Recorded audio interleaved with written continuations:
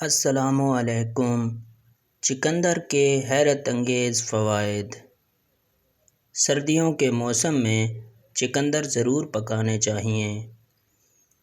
چقندر خون کی کمی کو دور کرتا ہے، تازہ خون بناتا ہے۔ جن خواتین کے چہرے پر کیل مہاسے بہت نکلتے ہوں، ان کے لیے مفید ہے۔ گومڑیاں رسولیاں بھی اس سے دور ہوتی ہیں۔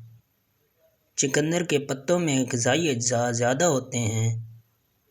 پالک سے زیادہ فولاد اور دیگر غذائی اجزاء چقندر کے اوپری حصہ میں پائے جاتے ہیں۔